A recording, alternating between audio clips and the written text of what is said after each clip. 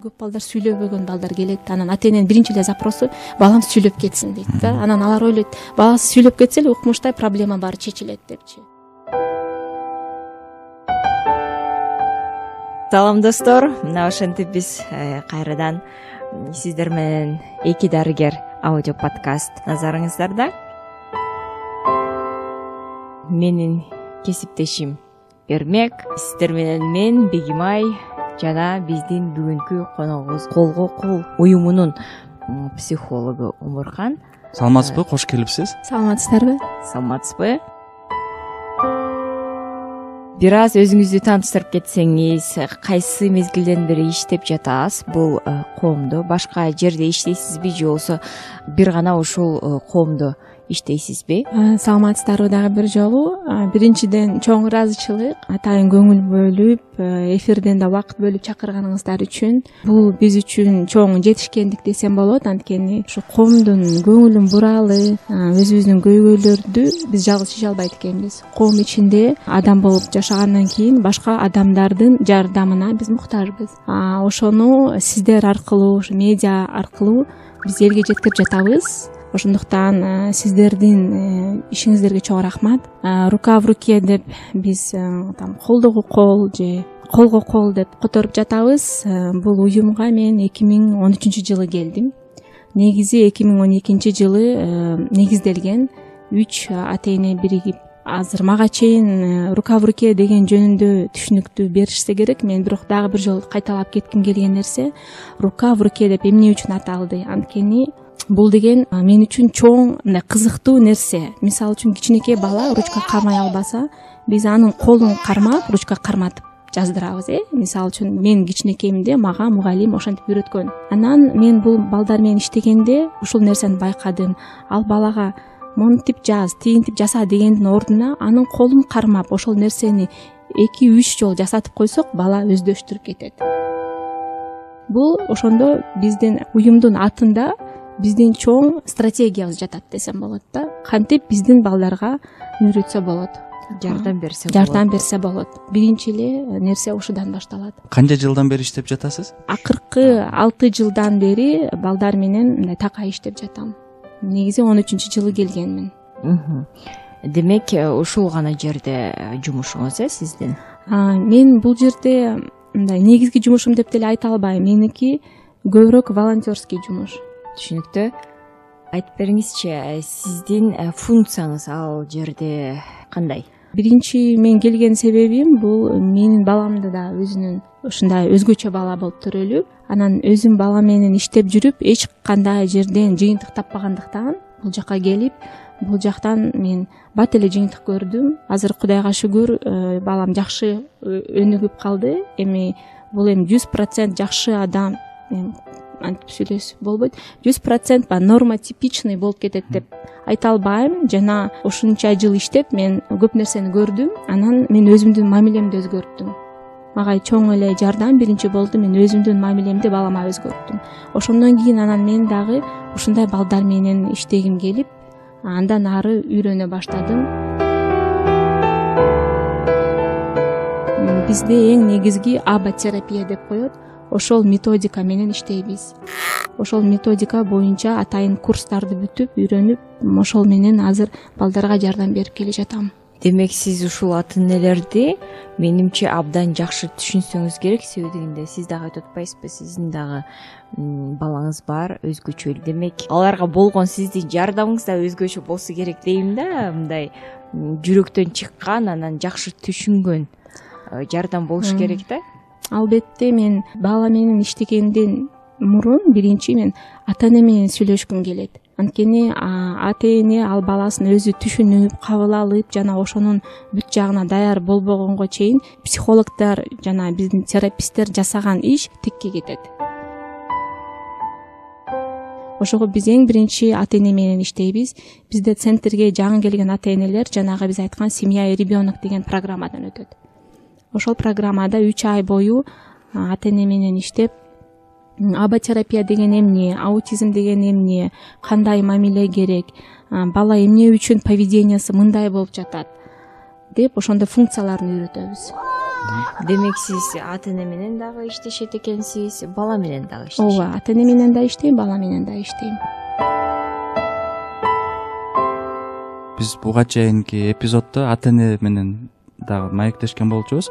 Алар мынтип айтты да, биз 6 жашка чейин баягы балабызда аутизм бар экенин билген жокпуз, дарыгерлер да билген жок деп айтып жатат да. Психолог катары мындай эртерээк ошол кандай десем, өзгөчөлүктү байкоо жөнүндө дагы айтып берсеңиз, кантип байкаш керек, эмнелерге маани бериш керек ата энелер? Сурооңузга чоң рахмат. Анткени бул нерсе мурда болгон нерсе эмес, бул нерсени азыр да көрүп жатам.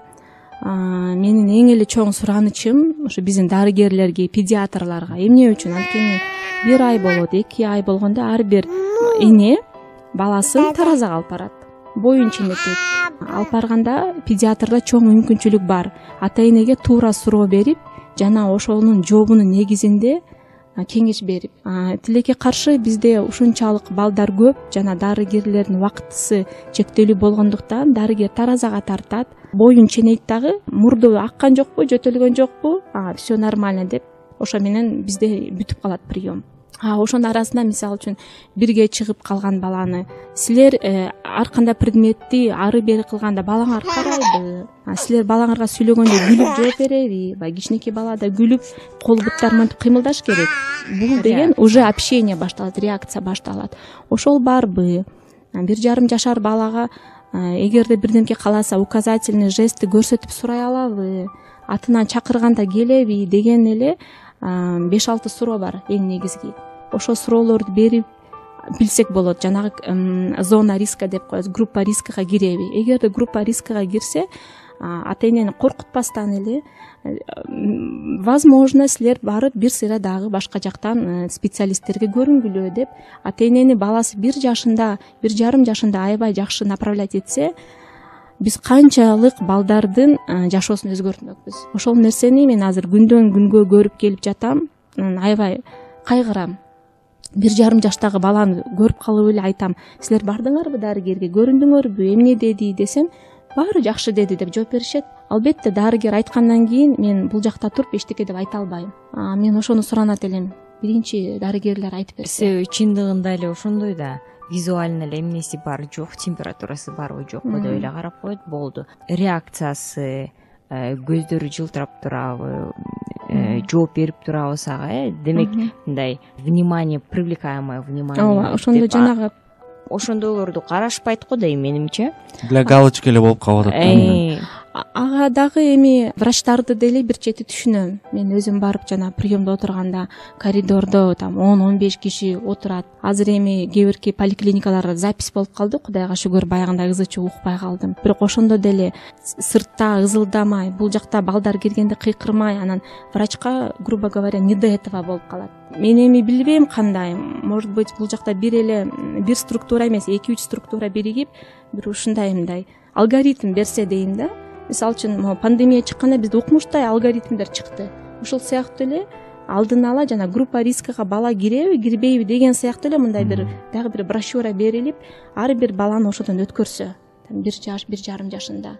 1,5 жашында все жакшы болсо так, эми 2 жашта келгенде өткөрөлү депчи, же 1 жаш 8 айында келгенде өткөрөлү деп ушинтип өткөрүп турса. Мисалы үчүн жанагы симптомдор баланы чакырганда келеби, атынан айтканда келеби, бала ата энеден бирдемке сураганда көзүн карайбы, алыстагы нерсени указательный жест менен көрсөтөбү, бирдемке алгысы келгенде ата энесин монтип тартып алып, ата энесин кол менен көрсөтөт да.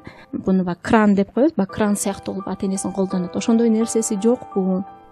Анан стереотипное поведение деп коебуз. Бир эле нерсени улам кайталай бербейби? Вот ушундай эле жөнөкөй суроолор менен эле да нет, ооба, бар жок деп группа рисканы чыгарсак болот. Мисалы үчүн жанагы жүрөк боюнча деле бар го, биз атайын шкалалар бар, ошону баягы белгилеп туруп, бул демек мунун баягы фактор рискка кирет экен деп айтып, ошондой деп айтып атасыз да, Ошол сыяктуу деп айтып жатам да, мен ушуну азыр каалайт элем. Ар бир педиатрда ошондой информация болсо, азыр негизи информациянын жетишпегендиктен эле болуп жатпайбы? Убакыт анан информация. Ошо информация болсо, ошодон өткөрүп койсо дейм да, биздин каалоо. Мына айтыңызчы, ошо группа риска деп калдыңыз да. Группа риска баланын айтып атасыз, а ата эне мисалы үчүн эмне үчүн ушул ата энеде ушундай өзгөчө баласы болушу мүмкүн деген ошол жакты да карайсыздарбы же кандай? Ооба, ал жакта эми бизде Кыргызстанда андай изилдөөлөр жүрө элек, бирок чет өлкөдө, Америкада, Европада ал жактан аябай чоң аутизмди изилдеген институттар издеп келе жатышат. Эмне үчүн ушул үй бүлөдө ушундай бала төрөлдү? Генетикалык жактан ДНКсын, бүт кандарын карап, азыркы күнгө чейин бир нерсе чыга элек. Кайсы бир жылдарда прививка үчүн болуптур деген божомол чыкты. Кайсы бир жылдарда глютен, казеин үчүн чыкты деп. Бирок анын баардыгы достоверный болбой калды. Азыркы күнгө чейин дагы бир өкүнүчтүү нерсе билине элек бизге. Бирок ошол укмуштуулар Америка, Европадагылар аны изилдеп жатышат. Жана биз алардын немесин окуп турабыз, көз салып, кулак салып турабыз да, маалымат. Балким чыгып калса бизге да жардам берет деген үмүт менен.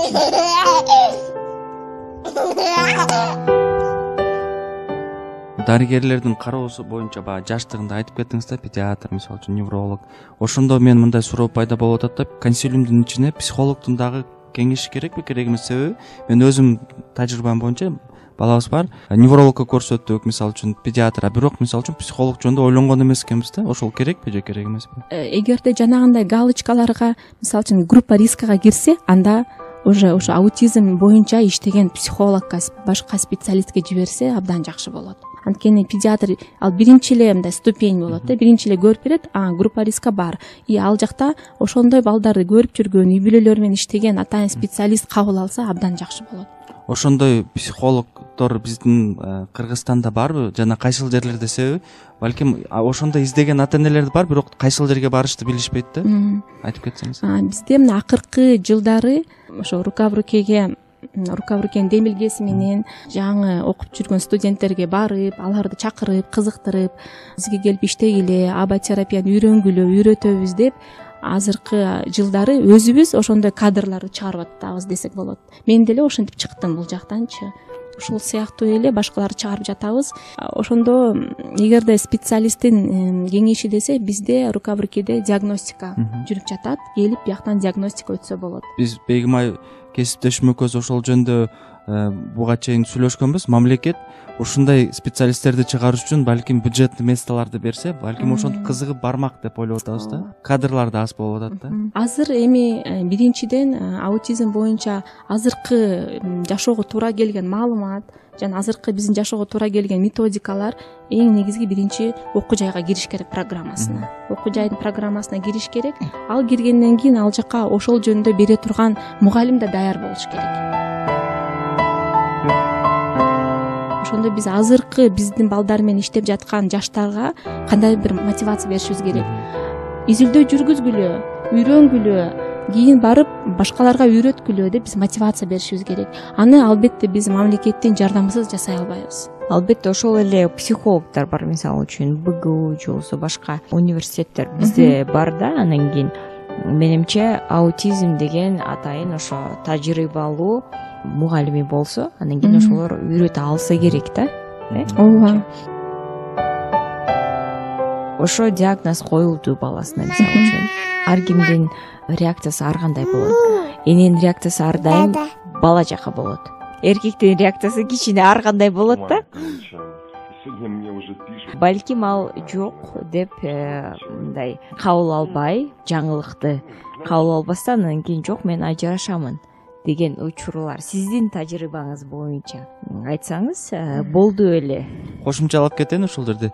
Көбүнчө ошо эркектер дагы аялга сен күнөөлүүсүн деп дагы бүт жүктү берип, анан ошо чыдабай кетип калгандар да көп. Мен биз баягы дарыгер болгондуктан көп угабыз да. Ошол жөнүндө дагы сиздин жеке тажрыйбаңыз боюнча айтып кетсеңиз суранычым. Мен жеке тажрыйбамда мындай болгон. Энеси, апасы баланын балам башкача болуп жатат, бул жөнөкөй бала деп айта албайм деген суроо менен баласын алып келип бизге кайрылган. Чындыгында балада бар болчу симптомдор, бирок ошол эле учурда атасы абдан каршы болду бизге келгенге. Мен балам андай эмес деп макул болгон эмес.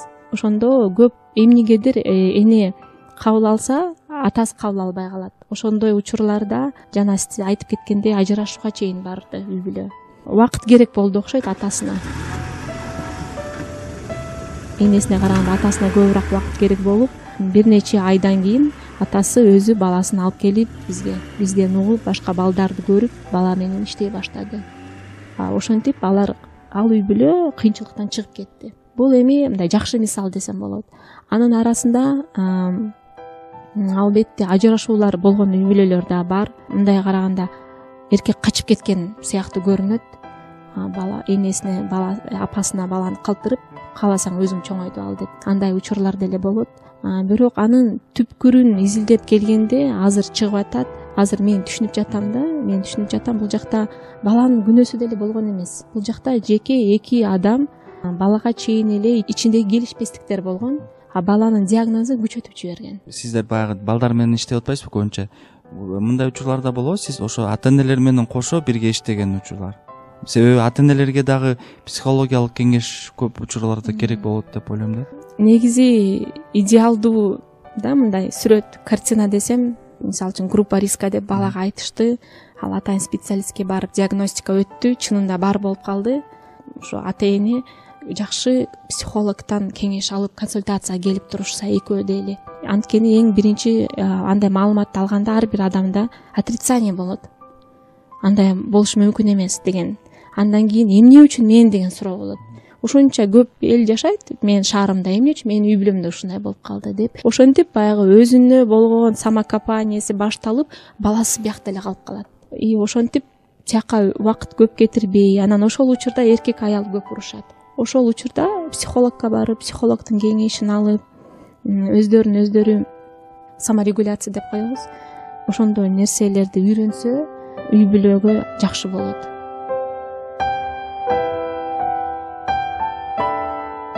Угуп отурсам аябай оор экен деп атам да. Өзүңүз айтыңызчы, сиздин жумушуңузда эң татаал болгон, кыйыныраак болгон моменттер?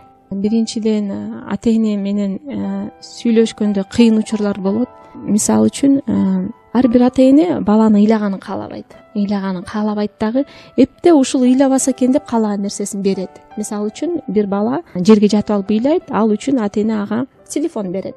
Азыркы биздин жашыбызда болуп жаткан нерсе. Бирок ушул поведениясы баланы эмнеге үйрөтөт? Мага телефон керек болгондо мен жерге жатып алып ыйлашым керек дегенди үйрөтөт.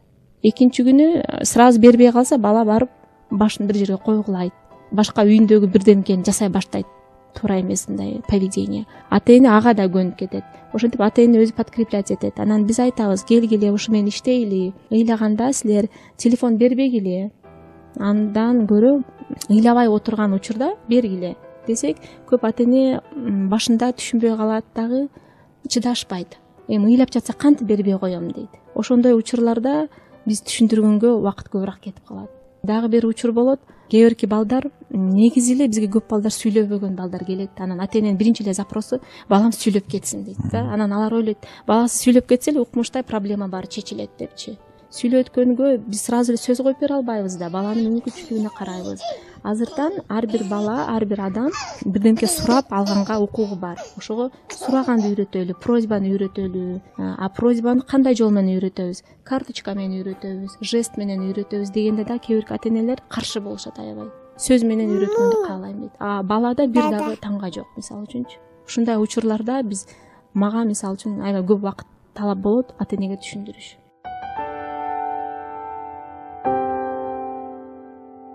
Ушул жерден дагы башка бир суроо жаралып атат да. Демек биздин ата-энелерибиз толук түрдө аутизм тууралуу маалыматы жок экен деген мындай түшүнүк келип чыгып атат да. Ошол маалыматты оюңузча кантип элибизге жеткирсек болот? Жана эгер балким ошондой маалыматтар болсо, кайсыл жерден окуш керек? Азыр эми интернетте кенен эле менин жеке тажрыйбамда ал ата-энелер башка ата-эне менен башка үй бүлөлөрдү көрүп, башка балдарды көргөндө батыраак үйрөнүшөт чынында. Практика жүзүндө көрүшөт. Бул бала азырынча сүйлөй албаса дагы, бирок өз алдынча тамак жегенди билет, өз алдынча тишин жууй алат. Ушудан башташым керек экен деп анан ата-энелер өзгөрөт. Ошондуктан биз жанагы семья ребенокто атайын группада ата-энелер иштешет. Ар бир бала өзүнүн ата-энеси менен иштейт дагы, жана жанындагы башкаларды көрөт. Ошол менин оюмча көп мындай позитивный, моральный жактан дагы, үйрөнүү жактан дагы көп позитивный учурларды түзөт. Демек инициативаны мисалы үчүн ата энелер өздөрү дагы көтөрүп, балким жуманын аягында өздөрү чогулушуп баягы бири-бирине айтып турса жакшы экен да. Себеби мен пандемия учурунда биз жанагы онлайн консультация ачкан болчубуз да коронавирус менен. Анан баардыгы жарандар меники мындай болуп атат, тигиндей болуп атат деди эле. Бир чатты ачкандан кийин ошол жерге кирип алып баары түшүндү. Меники деле сеникиндей турбайбы деп баягы паника бир аз ылдыйла түшкөн да. Демек ушул жерде деле ата энелер чогулуп, балким чаттары деле болсо керек менимчечи. Ошол жерде сүйлөшүп, кандай прогресс болуп атат, ошол жөнүндө сүйлөшсө, демек бул нерсе менен эртерээк мындай жеңип кетет деп түшүнүп келип жатат. Жана биздин уюмда дагы ата энелердин уюму болуп жатпайбы? Мисалы үчүн спрос рождает предложение деген бар. Мисалы үчүн бизден ата энеден мамлекетке запрос, талап болбосо, ал мамлекетте иштеген адамдар кайдан билет бизге эмне керек экенин? Ошондуктан бизден инициатива чыгыш керек.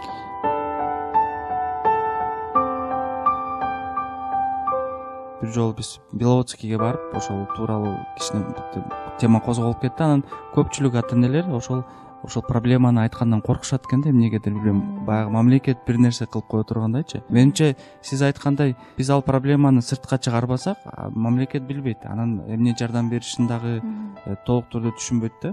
Ошондуктан бизди угуп жаткан угармандар, эгер сиздер ушундай нерселер менен кабыл болсоңуз, сөзсүз түрдө балким өзүңүздүн Instagram баракчаңыз болобу, же социалдык тармактарда болобу, жазып туруңуздар.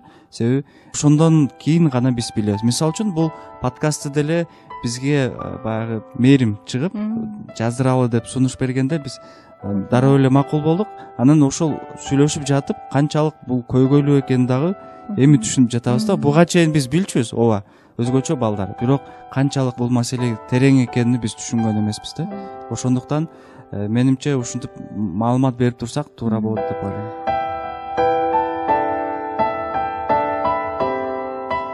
Дагы бир маалымат катары айтып кетчү нерсе, биздин уюмдун председатели Жылдыз Сейдбековна жана башка ушул Бишкекте өзгөчө балдар менен иштеген атайын уюмдар болуп жолугушуп, өткөрүп жүрүп, сиздер уккансыздар, бизде ратификация болду, конвенция, жана ушундай өзгөчө адамдардын укугу боюнча ратификация болгон. Бирок ошол толук иш жүзүнө кириш үчүн бизде билесиздер да баягындай кагаздар керек, документтер бүтүш керек. Азыр биздин уюмдагы ушул жаатта иштеп жатат аябай. Биздин уюмдун эң чоң максаты азыркы кичинекей төрөлүп жаткан ошондой бар балдар сразу туура квалификациялуу диагностика алып, туура направление алып, атайын специалисттерге барып, кийин ошолорго бала бакчаларда орун болуп, кийин мектептерде орун болуп, андан нары дагы ар бир бала өзүнүн жөндөмүнө жараша кандайдыр бир кесиптин ээси болуп, бул жашоодо ордун тапса экен деген үмүт менен азыр аябай бизде чоң иш болуп жатат. Азыр мисалы үчүн 2012, 13, 14 жылдарга салыштырмалуу бала бакчада аутизми бар балдар бар. Бул менин оюмча биздин уюмдун ишинин жыйынтыгы, жана бир кандайдыр бир жетишкендиктердин бири. Биздин программадан өтүп, бала өз алдынча тамак жегенди, тияка барганды, тиш жууганды, каалоосун айтканды үйрөнгөндө ал балдарды бала бакчага ала башташты. Эми бул оңой жол болгон жок. Аябай көп биздикилер билишет. Жыйынтыгы болгон турбайбы? Болуп жатат, шүгүр ошо. Элестете алсак дагы, бирок бул канчалык оор жумуш экенин мындай айтып түшүндүрүш кыйын деп ойлойм да. Анан мен сизге мындай суроом бар эле. Бул жерде баардыгыбыз дарыгерлер, кесиптештер отурабыз. Бизде баягы Советтер Союзунан калган баягы патерналистический модель калган да, поведениечи. Дарыгердин айтканы туура, пациенттин айтканы туура эмес дегенчи. Анан ошол нерсе бизде уланып баратып, биз өзүбүздүн баягы поведениябызды, баягы мамилебизди көп учурларда байкабай, анализ кылбай коет экенбиз да. Мисалы үчүн ата энелердин баягы айтуусунан кийин мен түшүндүм да, биз кээ бир учурларда катуу сүйлөп коет экенбиз, орой мамиле жасап коет экенбиз. Анан ушул жөнүндө дагы сиз мындай өзүңүздүн пикириңизди айтып кетсеңиз, кантип биз ошол мамилебизди дарыгерлер өзгөртүшүбүз керек жана ошол мамилебизди жакшыртыш үчүн эмне кылышыбыз керек жана кеңешиңизди дагы дарыгерлерге айтып кетсеңиз суранчы. Сиз айтып аткан нерсе ал бир гана дарыгерлердин эмес, менин оюмча ошол доордо жашаган бүт эле адамдарга таандык сапат. Өзүн баягы мен кыйынмын, мен бүт баарын билем, мага келгенден кийин менин кеңешимди ук деген сыяктуу авторитарный да, ошол сыяктуу характерден дагы келип чыкса керек. Азыр эми ушу бирок аз-аздан келип жатат. гибкий болуш керек да негизи ар бир эле адам. Гибкостьга дарыгерге дагы керек. Эгер гибкий дарыгер болуп, анан жана сага келген пациенттин чындыгында көйгөй болуп жатса, максималдуу пациентке оор кылбастан айтса, мен ошону каалайт элем. Коом менен бирге өзгөрүш керек. Ооба. Рахмат жообуңузга. Мен да акыркы суроолордун бири, пандемия болду. Баарыбыз үйдө отуруп калдык. Бул балдарга бизге буга чейин дагы козголгон суроо болчу. Алар сөзсүз түрдө жумасына 3 жолу, же 5 жолу барыш керек экен. Сабак алар үчүн абдан керектүү экен. Ошол мезгилде, пандемия мезгилинде сиздер эмне кылдыңыздар? Кантип жардамыңыздарды кантип бердиңиздер? Онлайн болду же бир ыкмасы? Ошол пандемия башталганда ата-энелерден суроо болду, онлайн сабак өткүлө деген. Бирок бул мүмкүн эмес нерсе, онлайн иштей албайбыз. Биз бир гана баланын жанында мындай физический контакт болуп турушубуз керек, жаныбызда жүрүп иштей алабыз. Бирок ошол кезде биздин уюмдан ата-энелерге психологиялык жардам онлайн жүрүп жатты. Биздин уюмга дагы башка уюмдар өздөрү инициатива кылып, ата-энелердин списогун бергиле, иштейбиз деп чыгышты кыздар. Мен азыр кайсыл уюмдан деп так айта албайм, туура эмес айтып албайын, айтпай эле турайын, бирок бизде ошондой иш жүрдү. Ата-энелердин атайын группасы ачылды. Атайын психолог жумасына бир жолу ата-энеге байланышка чыгып жатты. Баласы тууралуу суроолорду, өзү тууралуу суроолорду, бизде ошондой жумуш жүрүп жатты. Бирок жанагы карантин чектөөсү жумуш башталганда эле биздин жумуш дароо башталды. Талап ата-энелер уже үйдө чыдабай калдык, балдар чыдабай калышты, барыш керек, сабак бизге керек деп башташты.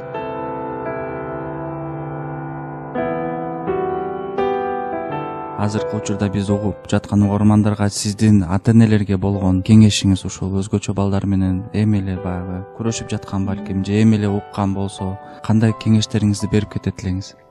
Эми эле уккан ата-энелерге мен эң негизги кеңешим биринчиден өзүңөрдү карагыла. Өзүңөрдү таштап, менде стресс болуп атат, же болбосо мен ушундай экенмин, силер элдин баары мага жардам бериш керек деген нерсе да болбош керек. Кандай болсоңор ошондой эле болгула. Бирок силердин жашооңордо ушундай бала бар, ушул бала үчүн силер жоопкерчиликтүү экениңерди сезип, эмне үчүн ушундай болду деген себептерди издеп, ага убакыттын кетирүүнүн кереги жок. Канчалык эрте ушу бала менен иштеп баштасаңар, ошончолук чоң натыйжага жетесиңер. Аны ар бир баланын өзүнүн бир жакшы мүмкүнчүлүгү бар болот. Кайсы бир сферада өзүнүн күчтүү жагы болот.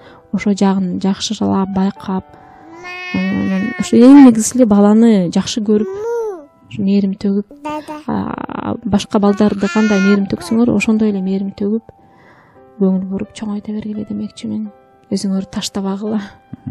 Рахмат, абдан мындай орусча айтканда трогательный мындай бир кеңеш болду да. Кыргыздар айткандай сөөгкө жетүүчү бир кеңеш болду. Сиз тараптан чоң рахмат. Келгениңизге, убакыт бөлүп, ошентип бизге жок дебей келип, сонун маалыматтарды бердиңиз.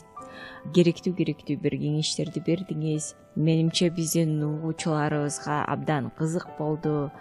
Кайра сизге отуруп алып эле суроо бергим келе берет экен. Бирок биздин убактыбыз чектелген үчүн эми кыскартып атабыз да. Балким эгер угармандарда суроо болуп калса, биздин ошол подкасттарыбыздын астында суроолорун калтырып кетсе, кийин келечекте балким Омуркан сиз дагы бир кеңештериңизди жооп бере аласыздар, ошо. Ооба, буйруса колдон келген жардамымды берем.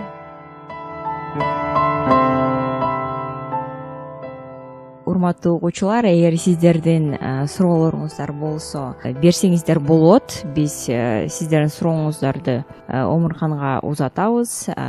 Биздин Инстаграмдагы баракчабыз, же болбосо YouTube баракчасында эки дарыгер баракчасында өзүңүздүн сурооңуздарды калтырып коюңуздар. Биз Омуркан менен байланышып, андан сөзсүз түрдө беребиз. Кааласаңыздар, бизде Рука в рукенин дагы баракчасы бар Инстаграмда. Же ошол жака түз эле, ошол жака кайрылыңыздар. Чоң рахмат. Саламат калыңыздар, урматтуу угуучуларыбыз.